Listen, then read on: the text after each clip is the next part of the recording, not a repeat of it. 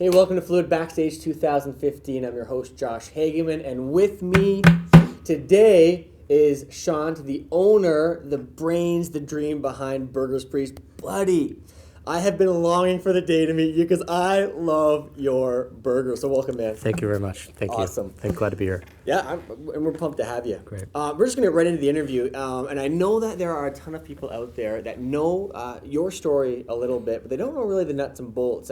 Here's what we know. We know that you went to Bible college, seminary, whatever you want to call it, Okay. theological training of a higher level, Okay. and you graduated, and now you are running this amazing burger empire. What up with that? Okay. Yeah, that's pretty much it. I mean, basically, I went to school 1999, graduated in 03, thinking that God was leading me on a pastoral track. And kind of 01, 02, started feeling there might be something different. So talking to profs and friends and just general community at the school.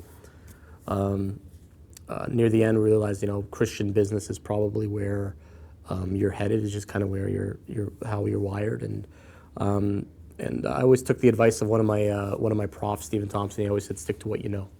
And I knew food really well, and I love the restaurant industry. So working through the restaurant industry at the time, and as a waiter and cook and all that kind of stuff. So it was a natural progression. It was just kind of 7 years of waitering and cooking, of asking God, okay, what do you want? What's going on? And it wasn't until 2006 where he answered that question in New York City, and here I am. So, I mean, that's phenomenal. I mean, there are a lot of, I'd say, young adults out there that are thinking that you're living the dream. And in many ways, you really are. Okay. How would you respond to them about number one, the call of God, and this living the dream kind of philosophy? Okay, so living the dream doesn't exist, Yeah. I don't think. I enjoy what I do. I like it.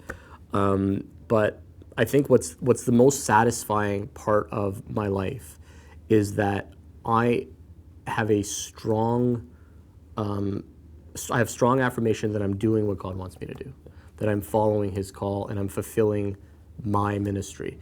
And I'm not trying to be anybody else. One of the things about, best example I could think of is that I'm here right now with you talking, and I'm doing a lab later. I have not even thought about what I'm going to wear, what I'm going to do, what I'm going to say, anything like that, because the only questions you can ask me or anybody can ask me, and the other thing is questions about me, my life. I don't have to fake anything. I don't have to prepare. There's nothing you can ask me that I'm not going to know, unless you ask me something about math. If you're asking about me, I know the answer. And when I think back to my Bible college days of wanting to be a pastor, wanting to be a preacher, all that kind of stuff, the amount of stress and preparation and stuff I'd put into a sermon or anything like that, it was all about me. It was all about me. It was all about, are people going to like me? Are people going to do this? And those things, your pastor, are amazing because you're called to be a pastor, and those things are natural flow of what you do because you're probably in the same place where, you don't prepare as much because it's just you. And that's, for me, that's the best thing. I'm just me. And you got to find that. You got to find that. One of the things that sets Burgers Priest apart from any other burger joint or restaurant out there is that typically you guys are closed on Sundays. Mm-hmm. Now, I understand that there are a few locations, for whatever reason, that are starting to open up on Sundays. What was your thinking in closing and keeping the burger joint closed on Sunday? And have you received any backlash from people from the Christian community For opening on Sundays? For opening on Sundays. Maybe one email for negative criticism. Okay. 99% of it has been positive. So the reason I initially closed on Sundays is because I am a Christian. It is a Christian themed restaurant, all that kind of stuff. But you have to understand that the first restaurant was open pretty much solely by me. And I had a couple helpers, like my mom helped out, my brother helped out, and we hired some staff right away. But it was really a 90-hour, 100-hour week thing. And for that first location, I needed a break. Yeah. And the place needed a break, and we needed time to do repairs, all that kind of stuff. So we kind of fit that into the model, saying, well, we're closed on Sundays, I get to go to church, and it kind of became this thing that's what we do. And then it carried on to the second location, the third location. It actually carried on to all the locations until what I realize is that I'm pulling back now, and I don't work nearly as physically demanding as it's just not there anymore. Right. And so I have the opportunity to take my Sabbath any day I want.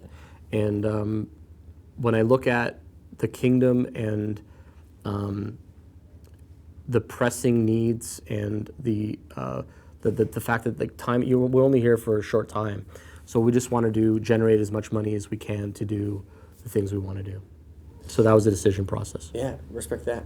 Within the Burgers Priest, are you known as a Christian organization, or are you known as an organization that has Christian beliefs? And is there a difference? You know, I don't know really how the secular world perceives us. I know that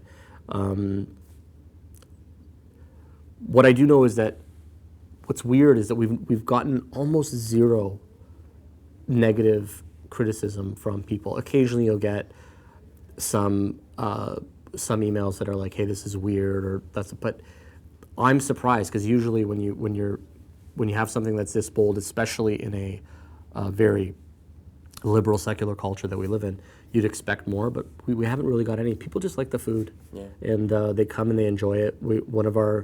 One of the things is, I mean, like I'm pretty much the only Christian in the whole organization. There might be a couple employees that I don't know of.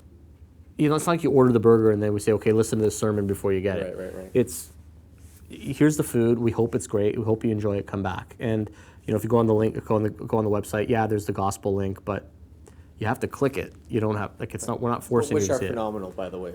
I've clicked those links, and those are incredible. Yeah. That's my friend Mark Clark in Vancouver at the Village Church. He's killing it. Yeah.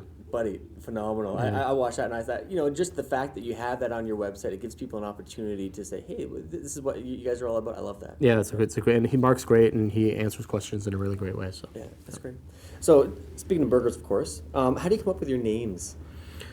The names of the burgers? Yeah. You know what? That's actually one of the things I regret about the Burgers Priest is that some of the names were a little bit Catholic and stuff like that, which I would have probably changed if I had another crack at it, but a lot of things were named by customers.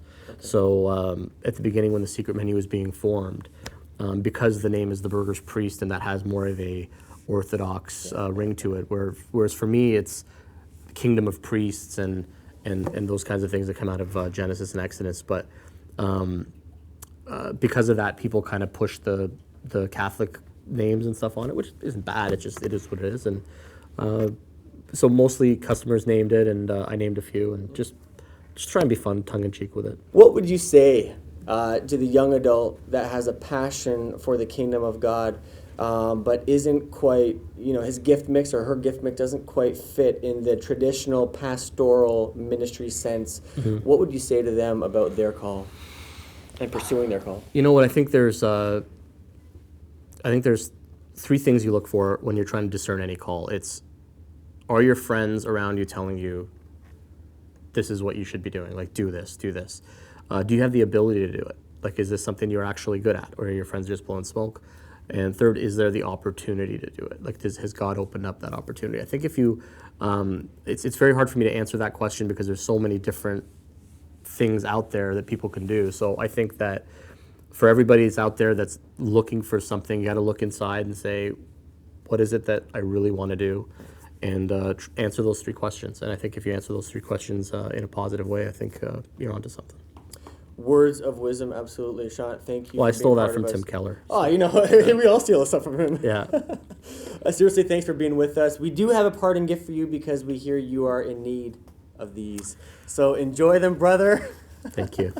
If you and the viewing audience don't know what this is, just YouTube napkins, the Burgers Priest. You'll get it. It's awesome, hilarious. Very cool. Brother, come to Stony Creek. Well, we're coming in Hamilton. Okay, well, that's close. That's close. That's close. Well, yeah. I can make the drive to that. You got it. Thanks, brother. Thanks, man. God bless you. Pleasure. Awesome.